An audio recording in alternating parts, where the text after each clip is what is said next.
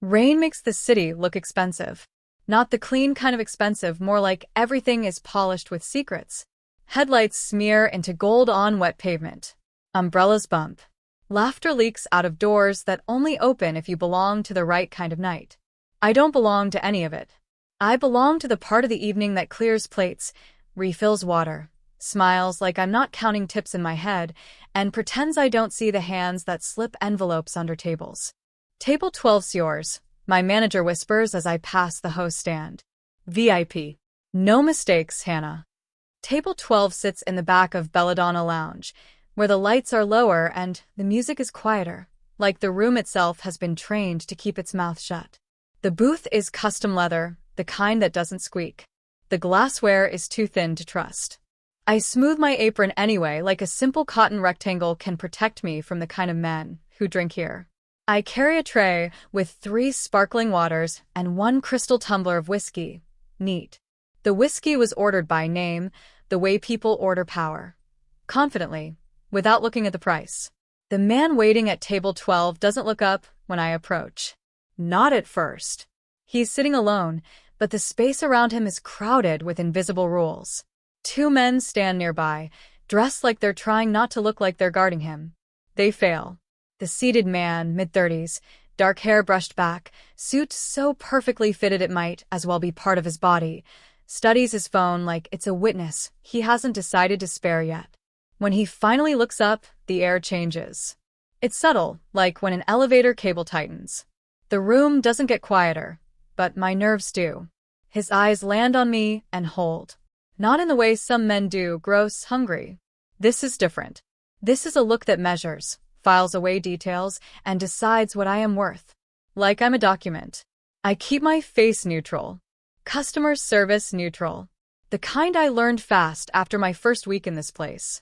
Mr. Vescari, I say, because the reservation card told me his name. One eyebrow lifts, barely. Like he's surprised I pronounced it correctly. Hana, he repeats, reading my name tag as if names matter to him only when he wants them to. You're not Maria. Maria called out sick, I answer. I'll be taking care of you tonight. His gaze shifts past me, scanning the room with an ease that tells me he's done this 1,000 times, walked into places and made them rearrange themselves around him. Then he nods once. A permission. A dismissal. Both. I place the whiskey in front of him, careful not to let my fingers touch the rim. A habit I didn't have before this job. A habit I have now because I've seen men argue over whose glass is whose, like it's life and death. I turn to set the waters, when I catch it. Not at the table. Behind it. A man in a black vest moves between booths like he works here, but I've worked here 6 months, and I've never seen him. He's carrying a tray too, empty except for a folded cloth. He looks like staff. He moves like a thief. And his hand does something small. He pauses behind the booth, just to the side, where he can reach over the leather backrest. His fingers flick. Something tiny drops into the whiskey. My brain refuses to name it at first. Because naming it makes it real. Because if I name it, I can't unsee it. The man in the vest continues walking, disappearing toward the service hall like nothing happened. My heartbeat turns loud in my ears. My throat tightens. I stare at the tumbler. The amber liquid looks the same. Perfect. Innocent. Deadly. I've heard rumors, of course. Everyone has. Belladonna doesn't host business dinners. It hosts negotiations. Endings. New beginnings for men who prefer their problems to disappear quietly. I've told myself I'm safe because I'm invisible. Just a waitress.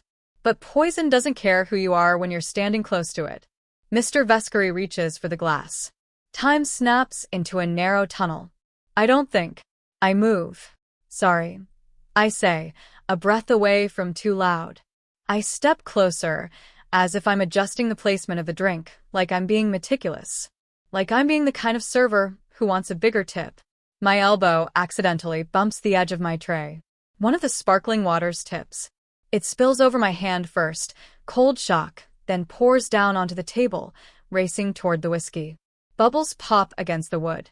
A little bit splashes the tumbler's base. Damn it, I hiss, authentic irritation because it hurts. The water is ice cold, and my skin is already raw from washing glasses all night. One of his guards steps forward. Watch it. I'm so sorry, I say quickly, eyes lowered. I grab the folded napkin from my apron, start dabbing at the water. My hands shake, but I force them steady. Mr. Vescari doesn't speak. That's worse. Most men yell when they feel inconvenienced. Silence means calculation. I blot fast, covering the mess, and in that motion, under the napkin under my hands, I do the only thing I can do without screaming. I slide the whiskey away from him. Then I slide it back. Not the same whiskey. Because as I wipe, my fingers hook the base of the tumbler and nudge it toward the edge, where my tray sits. My tray holds a second tumbler I brought as backup, standard practice with VIP tables. It's not filled yet, but the bartender keeps a bottle-ready pour waiting at the bar. So instead, I do something even riskier. I swap the glasses. A clean tumbler, empty but cold from the bar fridge, slides into the spot in front of him. The poisoned whiskey tumbler slides onto my tray under the cover of the napkin, hidden in plain sight.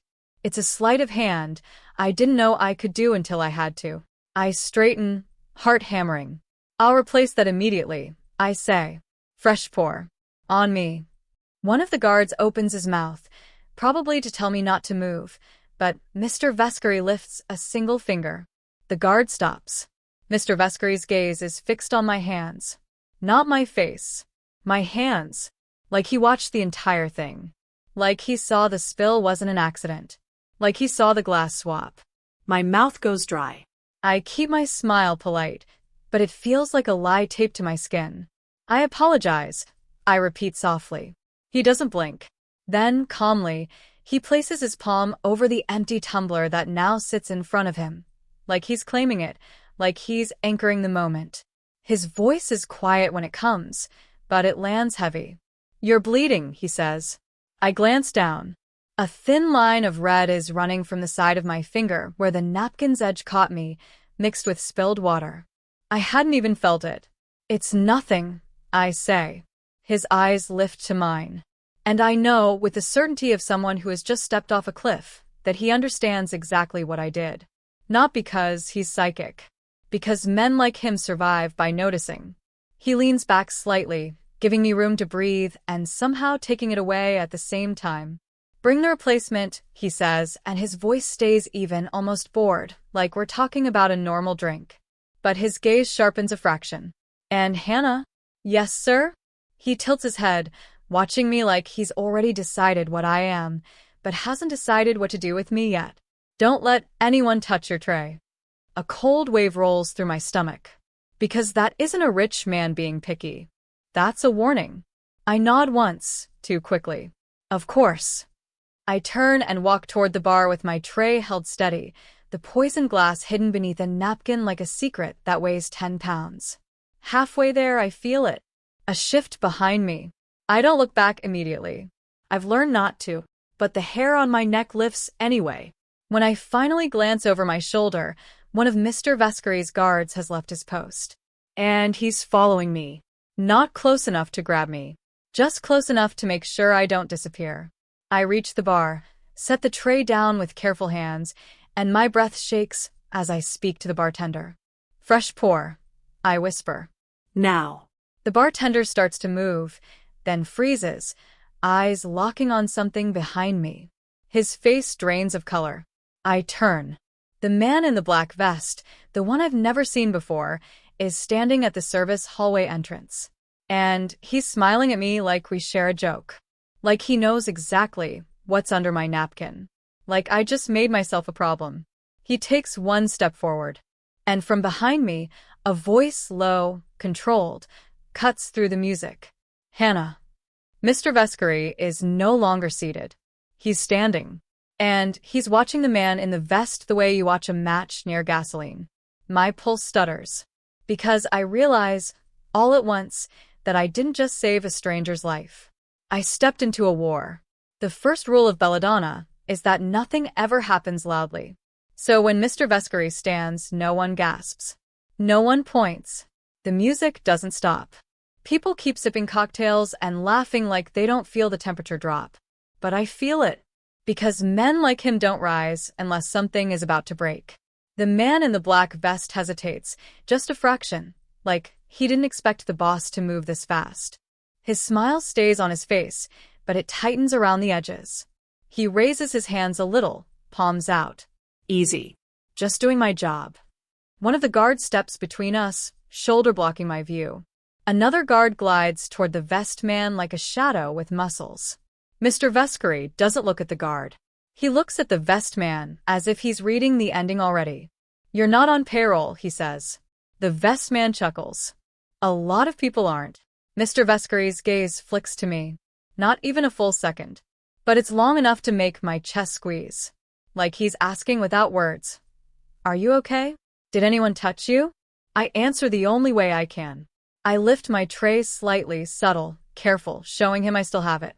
I still have the poison glass hidden under my napkin. His jaw tightens. The smallest movement. Then he speaks again, voice calm. Leave. The vest man tilts his head. You don't want a scene. I don't, Mr. Vescari agrees. And that's when I realize something terrifying. His calm isn't mercy. It's control. The vest man takes one step back, still smiling, and gestures like a man making peace. No hard feelings. He turns toward the service hallway. Mr. Vescari doesn't follow. He doesn't order anyone to chase. He just says softly, let him walk. The guard nearest the hallway stops, like he's been yanked by a leash. And the vest man keeps walking. My stomach drops. He's letting him go on purpose. Because it's safer to catch a snake by following it to the nest. I'm still standing at the bar, fingers curled around the tray, so hard my knuckles ache. The bartender has not poured the replacement drink. He looks like he wants to melt into the floor. Mr. Vescari turns to his guards. Close the room. They move without urgency, which somehow makes it worse. They don't shove anyone. They just adjust positions. 2 men drift toward the entrances.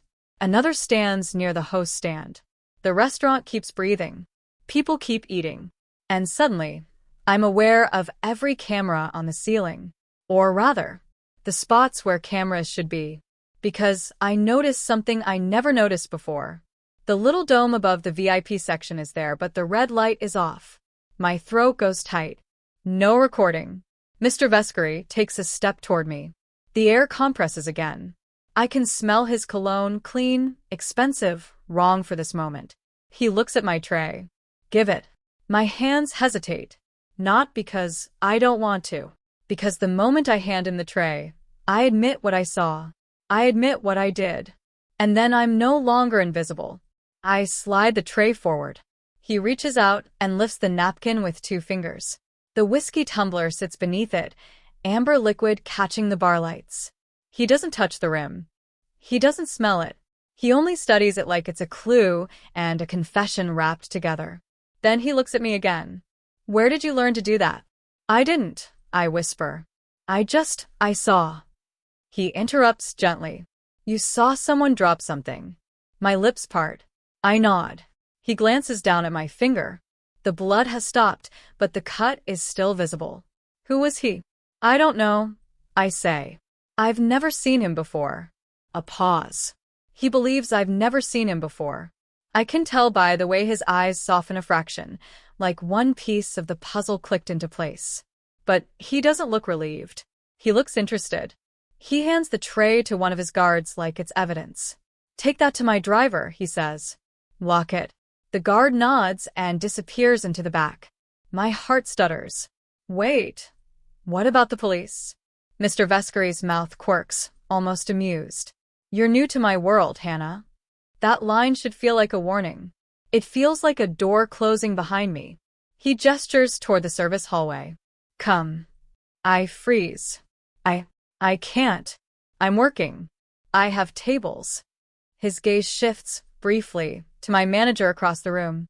The manager notices and goes pale like someone cut his strings. Mr. Vescari doesn't raise his voice. Doesn't snap. He simply looks back at me. You can. My pulse thunders. Every instinct screams to say no. Then I think of the vest man's smile. of the way he looked at me like I was a mistake that needed to be erased. And I nod. One of the guards walks beside me, not touching me, but close enough that I feel caged anyway. We pass through the hallway into a private office behind the kitchen, where the air smells like cleaning chemicals and old money. The door closes.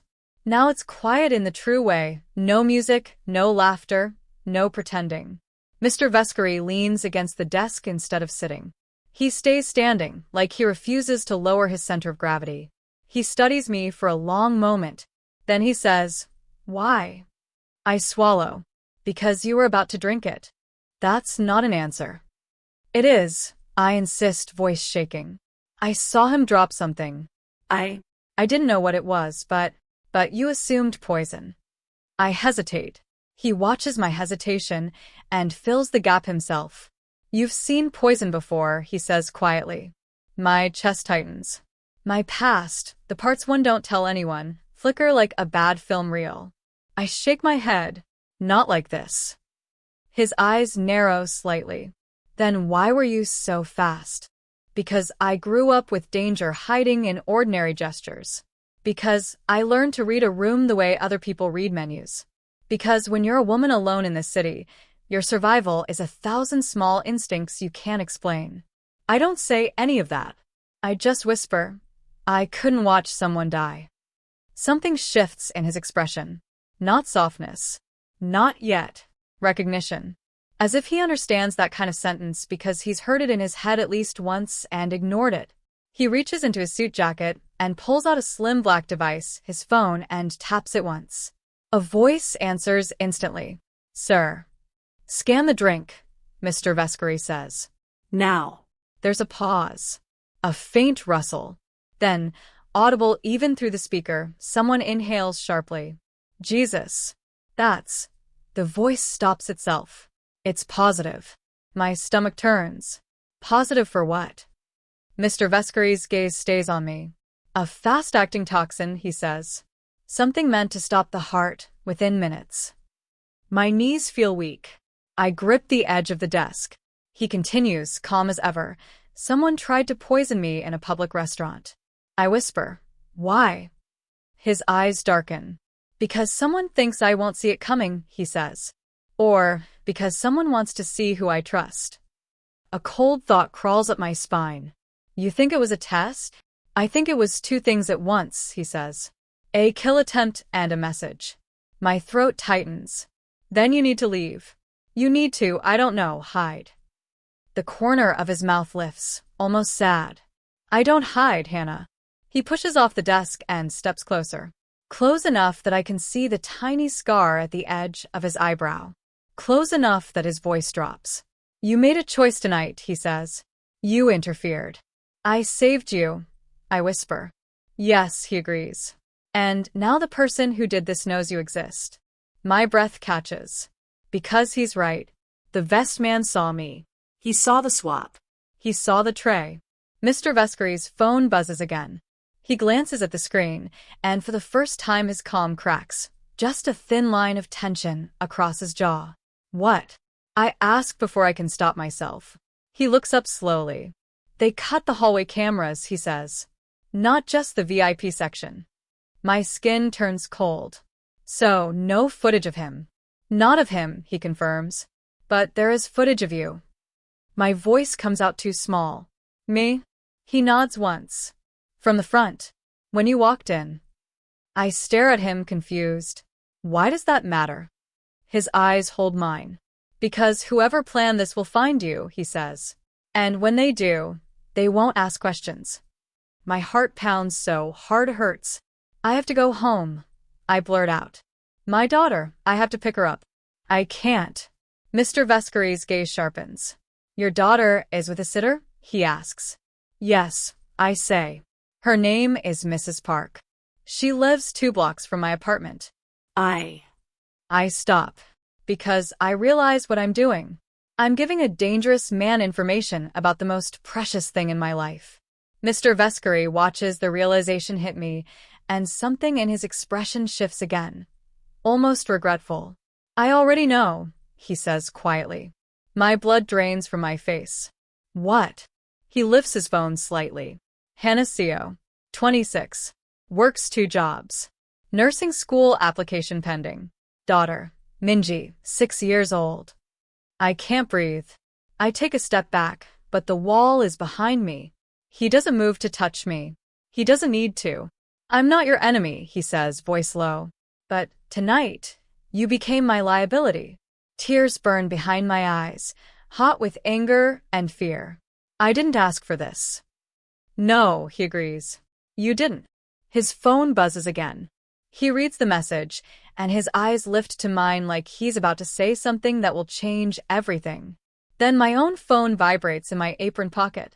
I pull it out with shaking hands. Unknown number. A single text. You should have let him drink. My throat closes. And, before I can move, another message pops up. We know where Minji is. My vision blurs. I look up at Mr. Vescari, and for the first time, I don't see a powerful stranger. I see the only person in the room who might be able to stop what's coming. My voice breaks. Please. His expression goes lethal, cold, and precise. He reaches for his jacket. Bring the car, he says into his phone. Now. And then he looks at me. Tell me, he demands, exactly where your daughter is right now. My tongue sticks to the roof of my mouth. The text on my screen blurs, sharpens, blurs again, like my brain is trying to reject it as unreal. We know where Minji is. My daughter's name doesn't belong in a stranger's message. It belongs in my bedtime stories.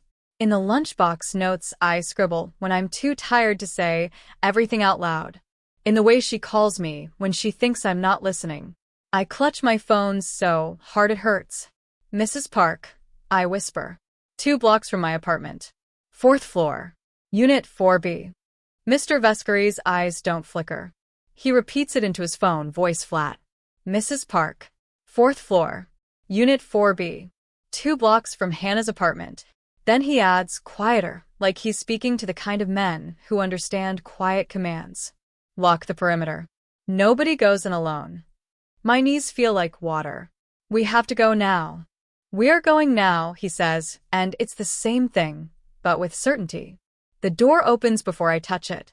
One of his guards, tall, square jaw, earpiece, stands there like he's been waiting for the moment. Car's ready, he says. We move fast, but not frantic. That's what terrifies me.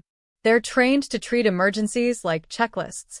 I follow Mr. Vescari through the service hall, past the kitchen, out the back entrance where the rain hits my face like slaps. The alley smells like wet concrete and garbage. I nearly slip, but a hand grips my elbow. Firm, steady. Not Mr. Vescari's. The guard. Careful, he murmurs like I'm cargo. The car is black, glossy, the kind that looks expensive even in the dark. The door swings open before we reach it. Mr. Vescari slides in first. I climb in after him, breath shaking. The guard shuts the door. The world becomes muffled. Rain tapping the roof. Leather scent. A faint hum of engine. Mr. Vescari turns to me. Call her. Mrs. Park. My fingers tremble as I hit her contact. It rings. Once.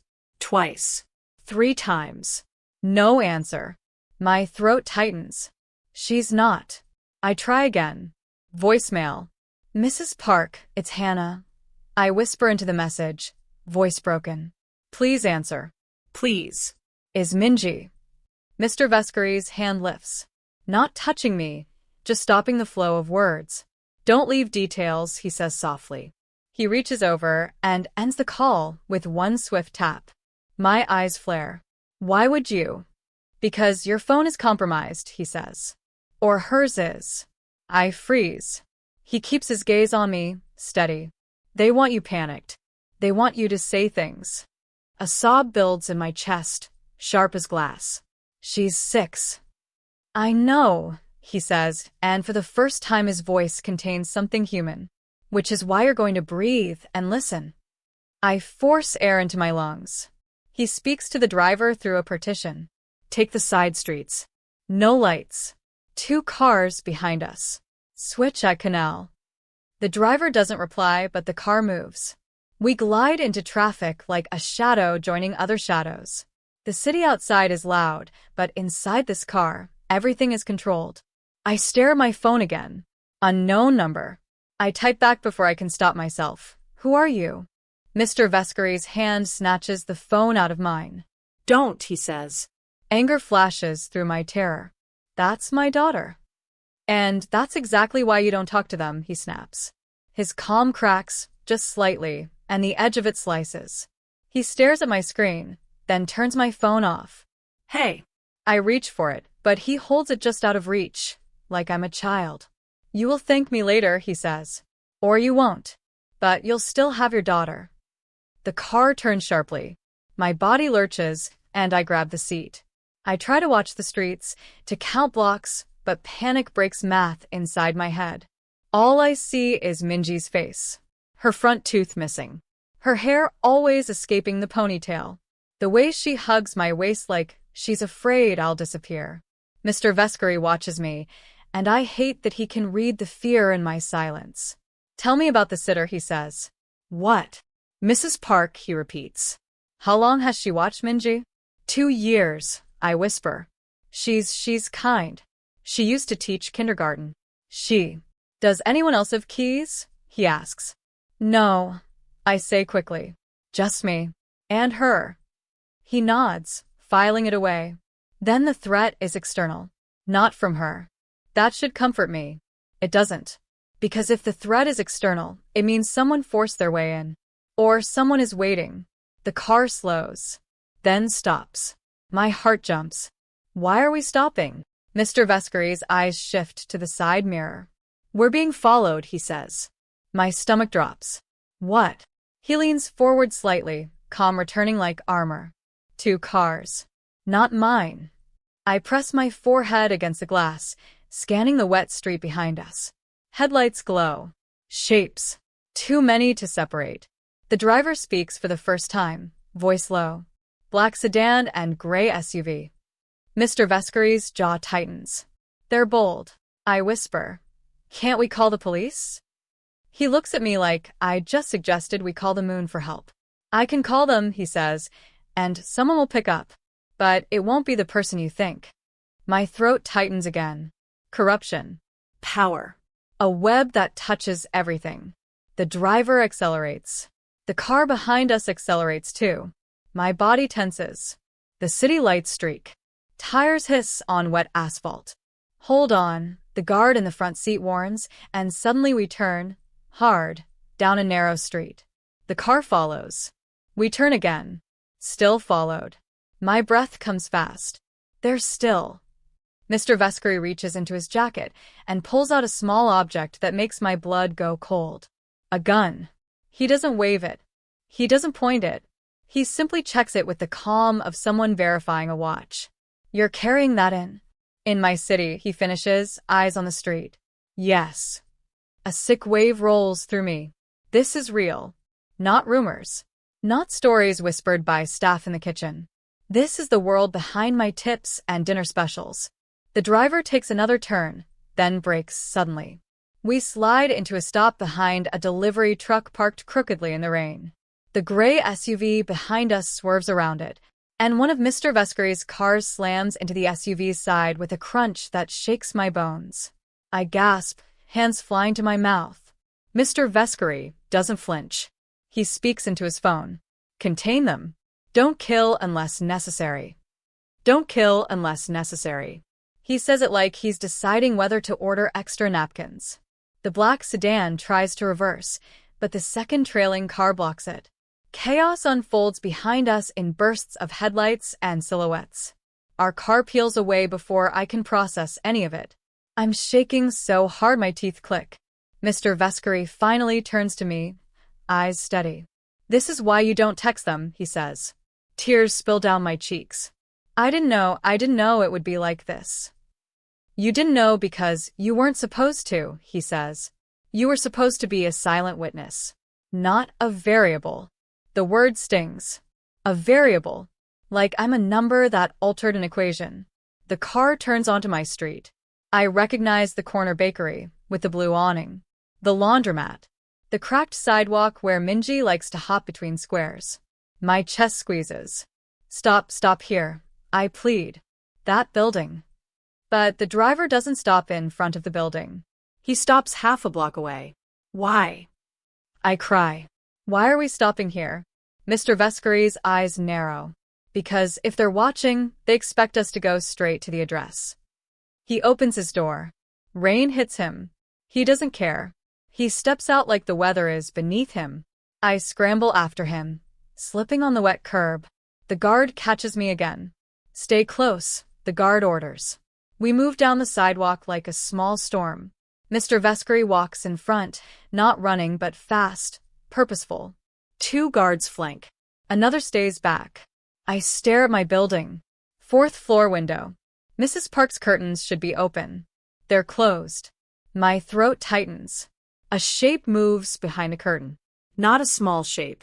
Not a child. Mr. Vescari sees it too. His hand lifts slightly, and every guard shifts. He leans toward me, voice like steel. Is that her apartment? He whispers. Yes, I breathe. He nods once. Then, without looking away from the window, he speaks quietly into his earpiece. Entry team. Now. My heart pounds. Minji. He cuts me off, eyes locked on the dark window. If they're inside, he says, they're about to learn something. He takes 1 step forward, and the apartment door on the ground floor, Mrs. Park's building entrance, swings open. A man steps out. He's holding something small in his hand. A little pink backpack. Minji's backpack. And then the man looks directly at me and smiles. My body moves before my mind understands. Minji, I scream, and the sound tears out of me like it's been hiding behind my ribs all day. The man holding the pink backpack doesn't flinch. He's wearing a dark hoodie, rain beating on the fabric. His smile stays fixed, relaxed, like he's proud of himself for being seen. He lifts the backpack slightly, as if showing off a prize. Then he takes 1 step backward into the building. Mr. Vescari's hand shoots out. Not to grab me. To stop me from running straight into a trap. His palm presses against my shoulder, firm, immovable. Don't, he says. It's not soft. It's not kind. It's a command built from experience. I shake under his hand. That's my daughter. I know, he replies, voice low. And that's why you don't go first. His guards are already moving. 2 sweep toward the entrance, like the rain can't touch them. 1 circles around the side of the building. Mr. Vescari's eyes stay on the doorway, but his voice comes to me, measured. You're going to do exactly what I say. Understand? I nod, tears blurring everything into lights and shadow. He leans closer, like he's about to share a secret. If they hear your panic, they'll use it. If they see you break, they'll pull harder. My breath shudders. Breathe, he orders. I try. The world narrows to the building entrance and the backpack that should be on Minji's shoulders, not in a stranger's hand. 1 guard speaks into his mic. Lobby, door unlocked. Mr. Vescari's head tilts slightly. Too easy. He scans the street again, then looks at me. Where's the staircase? He asks. Inside, left. I whisper. Or the elevator in the back. He nods once. Then he does something that makes my blood run cold for a different reason. He takes my hand. Not romantic. Not gentle. A grip that says, I'm anchoring you. You are not running off and dying on my sidewalk. Stay behind me, he says. We move. The lobby smells like damp coats and old tile. The lighting flickers like it can't decide whether to help or hide. I hear distant TVs through apartment doors, someone's laughter, a baby crying. Ordinary life, stacked inches away from horror. The guard in front checks the stairwell door. It swings open easily. 4th floor, Mr. Vescari says. My legs feel numb as we climb. Each step is a drumbeat in my skull. 2nd floor. 3rd. On the landing between 3rd and 4th, one of the guards holds up a fist. Stop. We freeze. I listen. At first, I hear nothing but my own heartbeat. Then, a muffled sound from above. A child's whimper. My chest convulses. Minji. I bite the inside of my cheek so hard I taste blood. If I make a sound, if I say her name, they'll know exactly what they have. Mr. Vescari's eyes flick to me. His grip tightens slightly, an unspoken reminder. Then he nods to the guard. Go. The guard moves up one step at a time, silent as smoke. At the top of the stairs, the hallway is narrow and dim. Mrs. Park's door is halfway down, painted a tired beige. The peephole looks like an eye that has seen too much. And the door is cracked open. Just barely. Like an invitation. Like a joke. Mr. Vescari's guards spread out, covering angles. One pulls a small device from his pocket and presses it to the wall near the door. He listens. His face hardens. 2 inside, he whispers. Maybe 3. My stomach drops. Minji. Mr. Vescari leans in, voice like a blade. If you run, she dies. The words slam into me. Brutal. Necessary. I stop breathing. He looks at me, and for the first time I see something behind his control. Anger, contained so tightly it vibrates. This is not a negotiation, he murmurs. This is a retrieval. The guard at the door reaches for the knob, and the apartment door swings open suddenly from the inside. A man stands there. Not Hoodie Man. This one is older, with a neat beard and a jacket that looks official. He holds up a badge. Police, he says calmly. Everyone step back.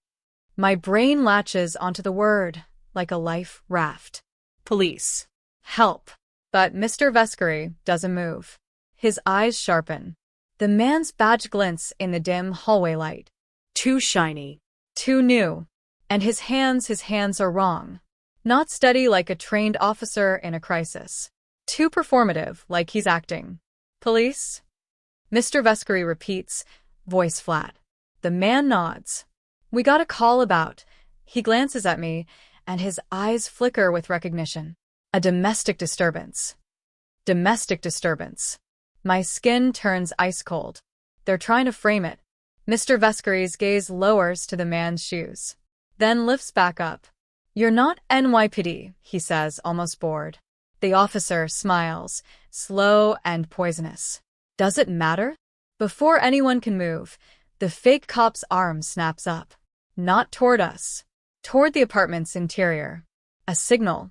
And from inside, I hear Minji cry out, sharp and terrified. My knees buckle. I try to move and a guard catches me, holding me upright like I'm a puppet whose strings are breaking. Mr. Vescari's voice goes cold. Now. Everything happens fast. One guard slams into the fake cop, pinning him against the wall. Another guard moves past him, pushing into the apartment with a speed that makes my head spin. Mr. Vescari steps forward, and I move with him, dragged by his grip like the only way I'll survive is if I stay attached. Inside, Mrs. Park's apartment is chaos wrapped in ordinary furniture. The living room lamp is knocked sideways. A chair is tipped over. A vase lies shattered near the couch. And there, near the hallway that leads to the bedroom, Minji is standing barefoot, cheeks wet, clutching her backpack straps even though the backpack isn't on her. Her small body is trembling. A man is behind her. Hoodie Man. His arm is around her shoulders, not crushing but controlling. One hand is pressed near her collarbone like he's holding her in place. Minji's eyes find mine. Mama, she sobs. My entire body tries to launch toward her. Mr. Vescari's hand tightens on mine until my bones ache. Stop, he breathes. Hoodie Man smiles wider when he sees me.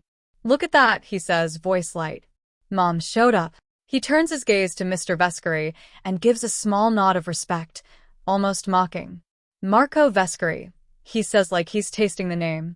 You're faster than I expected. Mr. Vescari's face is empty. A mask carved from stone. You poisoned my drink, he says. Hoodie Man shrugs. Someone did. Who? Mr. Vescari asks, voice quiet. Hoodie Man's eyes glitter. Wouldn't you like to know? Minji hiccups, terrified, and Hoodie Man's grip tightens just a fraction, enough to make her flinch. My stomach flips. I can't stand here and watch. But if I move wrong, he'll hurt her. Mr. Vescari speaks again, calm as death. Let her go. Hoodie Man laughs softly. Why would I? She's the only reason you're standing still. He looks at me. Your kid is cute, he says, almost conversational. Real soft spot you've got there, Hana. My vision tunnels. He knows my name. Of course he does. He leans closer to Minji's ear and whispers something I can't hear. Minji's face contorts, and she cries louder. I choke on air. Mr. Vescari's voice drops. Dangerous. What did you say to her? Hoodie Man grins. I told her if she screams again, I'll. He doesn't finish. Because Mr. Vescari moves. Not charging. Not lunging. Just a precise shift, like a chess piece sliding into the only square that matters. One of his guards steps into the room from the side, silent. Hoodie Man notices too late. His smile falters for the first time, and in that split second, Minji twists her tiny body, yanking her shoulder free like a fish slipping a hook. She bolts toward me. Mama. I surge forward and catch her, wrapping my arms around her so tight she squeaks. She's warm, alive, shaking so hard I can feel it in my own bones. But the moment I hold her, Hoodie Man's face changes. The playful mask drops. He reaches into his pocket. Mr. Vescari's gun is already in his hand. The room freezes. 2 men. 2 weapons. My daughter in my arms. Hoodie Man's eyes flick from Minji to me, and his mouth curls. You think this ends tonight, he whispers. Then, very slowly, he pulls something out. Not a gun. A phone. And he holds it up so we can see the screen. A live video feed. My apartment door. From the hallway camera. Someone is standing outside it with a key. My blood turns to ice. Because I recognize the hand. The gold ring. The shape of the wrist. Mrs. Park. Mr. Vescari's eyes narrow. Hoodie Man smiles like he just delivered the punchline. Your sitter, he says softly. She works for us. For a second, the room stops making sense. Mrs. Park? Sweet Mrs. Park who smelled like jasmine tea and always kept rice crackers in her purse? Mrs. Park who sent me pictures of Minji coloring dinosaurs when I was stuck on a double shift? My brain refuses it. But the screen in the man's hand doesn't care what my brain wants. The hallway camera shows my apartment door. The cheap overhead light flickers. And there she is, small, careful, slipping a key into the lock like she's done it 100 times. My stomach drops so hard I feel hollow. No, I whisper. No, no, no. Minji clings to my neck, sobbing into my shoulder. Her little fingers dig into my skin. Mama, she said you wouldn't come. Minji cries, voice broken. She said you didn't want me anymore. The words tear through me. I pull back just enough to look at her face. No, baby. Never. Never. I'm here. I kiss her wet cheek. I'm shaking. I'm furious. I'm terrified. Across the room, Hoodie Man watches my breakdown like it's entertainment. His smile returns, small, satisfied. Mr. Vescari's gun stays trained on him, unmoving. A statue with a heartbeat. You used a grandmother. I whisper, disbelief turning to rage. She's old. They're always someone. Hoodie Man says lightly. That's the point. Mr. Vescari's voice cuts in, colder than the rain outside. Who hired you? Hoodie Man lifts his shoulders, casual. A man who wants your chair. The phrase rings in the air. Not your money. Not your life. Your chair. Power. Mr. Vescari's eyes narrow, but his voice stays calm. Name. Hoodie Man's gaze flickers, just a fraction, to the side, toward the hallway. Signal. Before I can process it, a loud crack snaps through the room. Not a gunshot. The window. Glass splinters. One of Mr. Vescari's guards shouts, Sniper. Chaos detonates. Mr. Vescari grabs my shoulder and yanks me down behind the sofa so fast my lungs punch empty. Minji screams. I clamp a hand over her mouth, not to silence her fear, but to keep her safe. My other arm wraps around her like a shield I'm not qualified to be. Another crack, this time a bullet, thuds into the wall above us, spraying plaster dust. I cough. The smell of gunpowder and old paint fills my nose. Move. Mr. Vescari barks. He pushes the sofa with one hand, creating a barrier, while two guards sprint toward the hallway with weapons drawn. Hoodie Man uses the chaos. Of course he does. I hear footsteps, fast, retreating. Then a door slam. Mr. Vescari curses under his breath, low, vicious. Stay down, he orders me, then leans out just enough to scan. A guard shouts from the hallway, he's gone. Another guard replies, window team, get eyes on rooftops. The building feels like it's shrinking around us, walls closing, air thick with danger. Mr. Vescari turns to me. His expression is carved from urgency. We're leaving, he says. What about Mrs. Park? My voice breaks. She's at my apartment. I know, he snaps. And that means your apartment is compromised. Everything you own is a target. Minji whimpers against my shoulder. Mama, I'm scared. I kiss her hair. I know, baby. I know. Mr. Vescari's guard crouches beside us. Sir, extraction route is clear. Stairwell secured. Mr. Vescari nods once, then looks at me like he's making a decision he didn't want to make. You're coming with me, he says. The words hit like thunder. With you? I gasp. I can't. I have work. I have my life. He doesn't soften. Your life is over if you go back to it. I stare at him, breathing hard. Anger flares again, desperate and wild. You think you can just take us? Like you're alive, he cuts in. And the horrible thing is, He's right. we move fast through the apartment, staying low. Guards flank us like walls.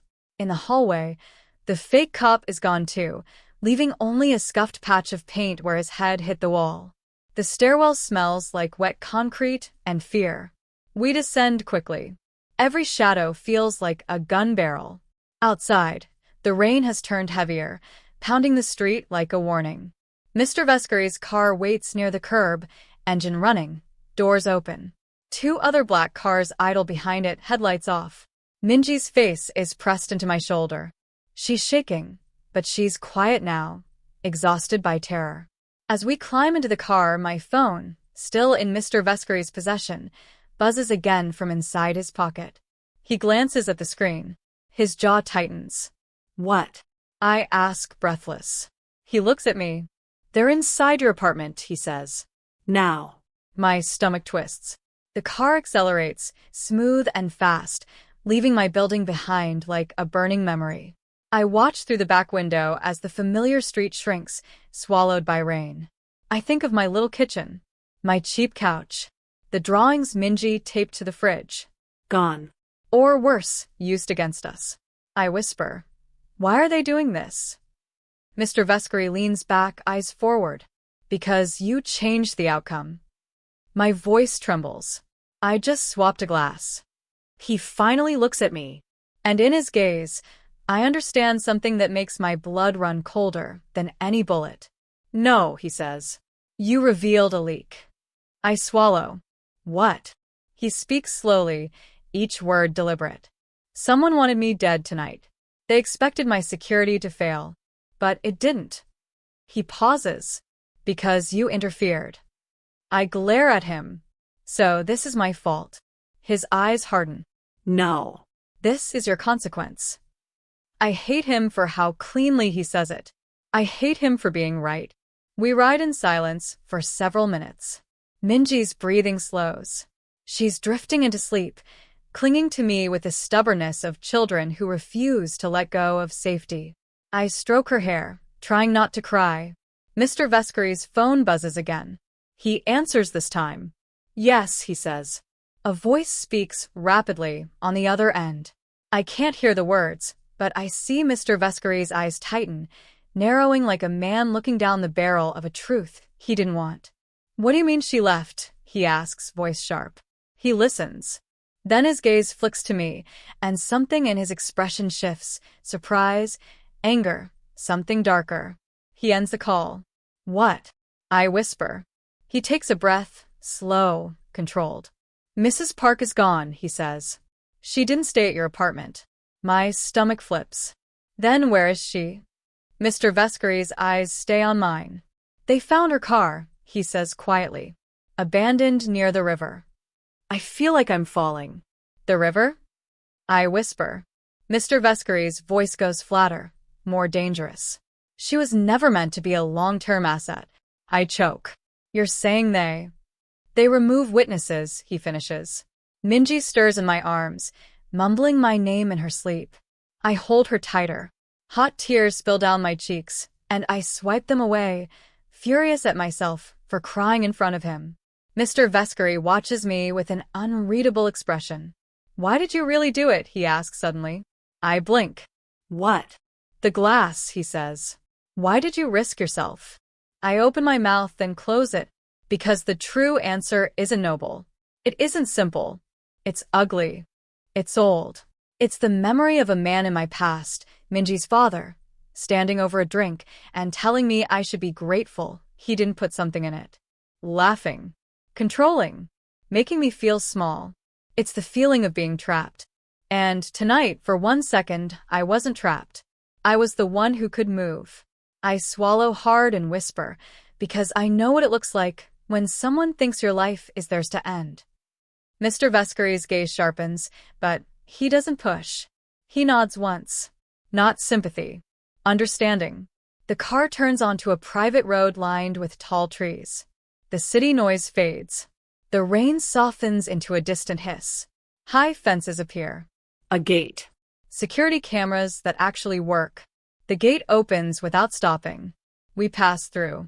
A large house emerges behind the trees, modern, quiet, lit like a sanctuary that could also be a prison. My chest tightens. This is where you live? I ask, voice small. It's one of the places I don't die, he replies. The car stops under a covered entryway. Guards move quickly, scanning. Mr. Vescari opens his door, then pauses. He looks at me. Hana, he says, and my name in his mouth sounds different now. Not a label. Not a detail. A decision. You and your daughter will stay here, he says. Until I find who did this. My throat closes. And if you don't, his eyes go dark. Then they'll keep coming, he says. And next time, they won't miss. As if to prove his point, his phone buzzes one more time. He reads the message. And the color drains from his face, just slightly. He shows the screen to his head guard. Then he looks back at me. They've sent a name, he says quietly. A name? I whisper. He nods once. The person who ordered the poison, he says. Wants to meet. My breath catches. Who? Mr. Vescari's jaw tightens. And when he speaks, his voice is almost a whisper, like saying it too loud will make it real. My brother. The word brother sits in the air like smoke. It doesn't fit the way my mind wants villains to fit. Strangers in hoodies, men with fake badges, faceless numbers, texting threats. A brother is family. Family is supposed to be safe. But then again, I've lived long enough to know family is just a word people hide behind when they want to hurt you without consequences. Mr. Vescari stands under the covered entryway, rain sliding off the shoulders of his suit like the weather is afraid of him. He doesn't look shocked, just tightened, like a bolt being turned. His head guard, same tall man who caught me from falling twice tonight, leans close and murmurs something. I catch only fragments. Meet location, no police, proof of life. Proof of life. My stomach flips. Proof of life. I whisper. Mr. Vescari's gaze snaps to me. The guard holds up the phone, and my blood turns ice when I see the image on screen. Minji. Not now, earlier.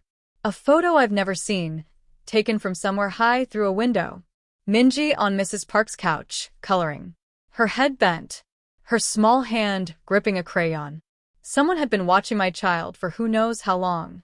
A thin sound escapes my throat. I press my lips together, hard, to keep from screaming. Mr. Vescari takes the phone gently from his guard and turns it off like he's shutting a coffin. Inside, he says. The house is warm, too warm, like someone tried to build comfort over danger. The floors are sleek wood. The lights are soft, dimmed. Everything smells like lemon polish and money. A woman I don't recognize appears silently, eyes calm. House staff. She takes one look at my soaked clothes, Minji's limp sleeping body in my arms, and doesn't ask questions, because in this world, questions get you fired or killed. This way, she says softly. She leads us to a room with a large bed and a small couch. A kid's blanket folded on a chair, already prepared, like Mr. Vescari anticipated children in his life, even if he never wanted them. I lay Minji down carefully. She stirs, lashes fluttering, and her fingers cling to my sleeve. "Don't go," she murmurs. "I'm here," I whisper, voice cracking. "I'm not going anywhere." I tuck the blanket around her, kiss her forehead, and only then do I turn. Mr. Vescari stands in the doorway, watching, silent. For a moment, he doesn't look like a mafia boss. He looks like a man who understands what it means to stand between a child and the world. Then the mask slides back into place. "We need to talk," he says. My hands tremble. "About your brother." He nods once. We step into a sitting room down the hall. A fireplace glows without heat, decorative. On the wall hangs a painting of a stormy sea, violent water trapped in a frame. "His name is Luca," Mr. Vescari says. "Older by 3 years. Smarter than me. Hungrier than me." I swallow. "Why would he poison you?" "Because he believes the family should be his," he says simply. "And because he thinks I'm weak." I let out a shaky laugh, half hysterical. "You? Weak?" His eyes flicker. "Weakness is not about strength, Hana. It's about attachment." His gaze drops, just briefly, to the hallway where my daughter sleeps. My throat tightens. "So, because you're attached to me now?" He doesn't deny it. He doesn't confirm it. He just says, "He didn't plan on you." I wrap my arms around myself. "Then why meet him? Why not just send your men and start a war that burns everything?" He interrupts. "I will not let my city become a graveyard because my brother wants my chair." I stare at him. "So you're negotiating?" His mouth tightens. I'm baiting him. My chest tightens. "With what?"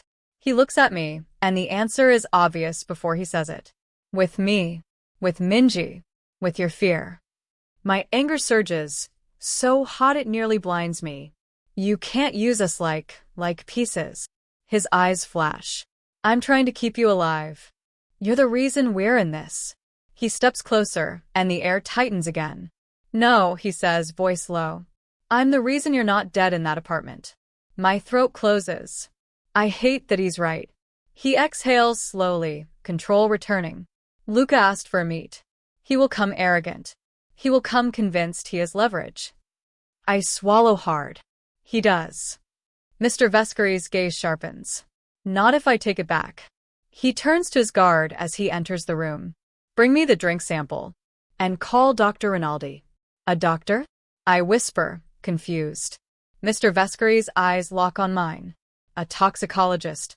If Luca wants to meet, he'll want proof I was meant to die." My stomach twists. Hours pass in a blur of quiet movement. Security checks. Whispered calls. A doctor arrives. Older man, sharp eyes, carrying a case. He examines the sealed whiskey sample, runs tests. He looks up at Mr. Vescari. "Oleander-derived cardiac glycosides," he says.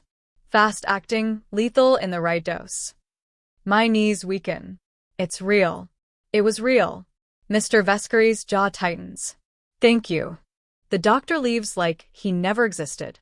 Then Mr. Vescari turns to me. "We meet at dawn," he says. "Old boathouse on Pier 19. My breath catches. "Dawn." "Yes," he answers. "And you're not coming." Relief and fear hit me at the same time. "Good. I don't want to." "You're staying here," he continues. "With Minji. Locked down." I nod too fast. "Okay." He watches me for a moment, expression unreadable. Then he says, "But you will do one thing for me." My stomach drops. "What?" He leans closer, voice quiet. "When Luca speaks to me, you will be watching." I blink. "How?" He gestures to the guard. A tablet appears, screen dark. "Live feed," the guard says. "From a secure angle." I stare at Mr. Vescari. "Why?" Because you saw what my men didn't, he says. You saw the poison. You saw the gesture. You read a room like someone who survived it. My throat tightens. I'm not trained. No, he agrees. You're honest. That word, honest, lands heavier than I expect. Because no one calls me that in my life. They call me tired. They call me late.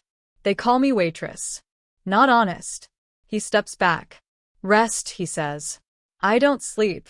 I sit beside Minji until her breathing steadies, watching her chest rise and fall like prayer. Every sound outside the room makes my muscles tense. And when the sky lightens from black to bruised gray, the tablet screen flickers on. Pier 19. A boathouse that looks abandoned from the outside. Inside, it's empty except for 2 chairs and a table. Mr. Vescari stands there, dark suit, hands relaxed at his sides. Then Luca Vescari walks in. He's handsome, in a way that feels poisonous. Same sharp jaw, same dark hair, but his eyes are lighter, cold amusement instead of controlled fire. He smiles when he sees his brother. Marco, Luca says. Still alive. That's disappointing. Marco's voice is calm. You poisoned my drink. Luca shrugs. I tested your circle. Someone failed. My stomach clenches. Someone failed, meaning someone protected him. Luca's gaze shifts slightly, as if he's looking toward a hidden camera, as if he knows I might be watching. He smiles wider. Tell me, Luca says, did the waitress save you? My breath catches. Marco doesn't answer.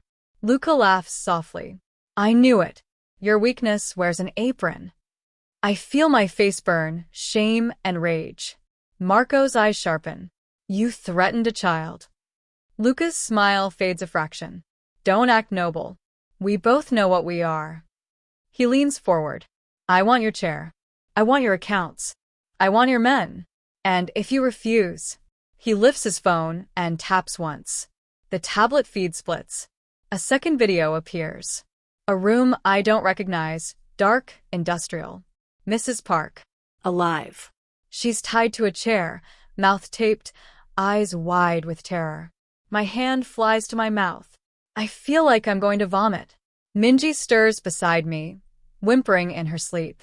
I press my palm against her back, grounding myself. On screen, Marco's face doesn't change. But his eyes go dead. Luca smirks. You see? I don't kill assets unless necessary. Unlike you. Marco speaks slowly. Where's she? Luca smiles. Trade. Marco nods once, as if agreeing. Then, quietly, he says, You already lost. Luca's brow lifts. Oh. Marco's gaze flicks to the table. A glass sits there. Whiskey. Luca's eyes glitter. Is that for me? Marco picks up the glass and slides it forward. If you want my chair, Marco says, take it. Luca's smile widens as he reaches for the whiskey. And I suddenly understand. Because Luca is arrogant enough to drink. Arrogant enough to prove he can take anything. He lifts the glass. And before he can sip, Marco's voice cuts in, calm as a guillotine. That's the same poison you used on me. Luca freezes. His hand trembles just once. Marco continues. Oleander. Cardiac toxin. Fast. Lethal. Luca's eyes widen. And in that widening, I see the truth. Luca didn't know the exact poison. He ordered it. But someone else prepared it. Someone closer. Someone in Marco's inner circle. Marco's eyes sharpen like he's been waiting for this. Who gave it to you? Marco asks. Luca swallows. Marco's voice drops. Who prepared the drink? Luca's gaze flicks, tiny, involuntary, toward Marco's head guard standing in the corner. The same guard who caught me from falling. The same guard who told us the route was clear. The same guard who handed Marco the tablet. My blood turns to ice. Marco's head turns slowly. The guard stiffens. Luca smiles again, relieved, because he thinks the betrayal will explode into violence. But Marco doesn't shoot. Marco simply says softly, I knew. And in one motion, Marco's men flood the room, silent, swift, pinning the guard before he can reach his weapon. The guard snarls. You are supposed to die. Marco steps closer, voice calm. And you are supposed to be loyal. He gestures once. A man drags Luca's phone away. Another brings a laptop. Marco looks into the camera, into my screen, as if he's looking at me. I need you to listen, he says, voice low. Then he speaks to Luca. Release the sitter, Marco orders. Now. Luca laughs. Or what? Marco's smile is small, cold. Or you'll learn what it feels like to be powerless. Luca's eyes narrow. You won't kill family. Marco's gaze hardens. You already tried. Luca hesitates. Then he taps his phone, except his phone is gone. His face shifts, panic, quick and ugly. Marco leans in. You don't control anything anymore. Minutes later, the second feed flickers. Mrs. Park's chair is being cut loose by Marco's men in a warehouse. She sobs, shaking alive. I collapse against the bed, shaking so hard I can barely breathe. Minji wakes, eyes wide. Mama? I grab her, press my face into her hair. It's okay, I whisper. You're safe. You're safe. Tears soak her pajamas. Mine. On the tablet, Luca is being escorted out, screaming threats. The traitor guard is dragged away, face twisted in hate. Marco stands alone for a moment. Then he turns toward the camera again. His gaze meets mine through the screen. And for the first time since this nightmare began, his expression softens, just a fraction. Not romance. Not yet. Something quieter. Respect. The feed cuts. 3 days later, the rain finally stops. We sit in the house's kitchen, Minji eating cereal like nothing happened, like children can reset after horror in a way adults never will. Mr. Vescari sets an envelope on the table in front of me. What's this? I ask. He doesn't sit. He stands, always standing, like stillness is dangerous. New IDs, he says. A new apartment. Security. And nursing school tuition. My throat closes. Why? He looks at Minji, then back at me. Because you saved my life, he says. And because I don't leave debts unpaid. I swallow hard. And the drink, the poison. He nods slightly. Handled. I stare at him, anger and gratitude twisting together. I didn't ask for your world, I whisper. He leans closer, voice low. And yet, you changed it. Minji looks up at him, spoon in hand. Are you the scary uncle? Mr. Vescari pauses. Then, unexpectedly, he crouches to her level. I'm the man who will make sure no one scares you again, he says. Minji studies him with a child's blunt honesty. Okay, she decides, then goes back to her cereal. Something in my chest cracks open. I look at Mr. Vescari, and for the first time, I don't see only danger. I see a man who chose not to let my daughter become collateral. A man who could have erased me as a liability, but didn't. Outside, sunlight touches the window like a promise. And I realize the scariest part isn't that I stepped into his world. It's that some part of me, deep, tired, brave, might have stepped in on purpose.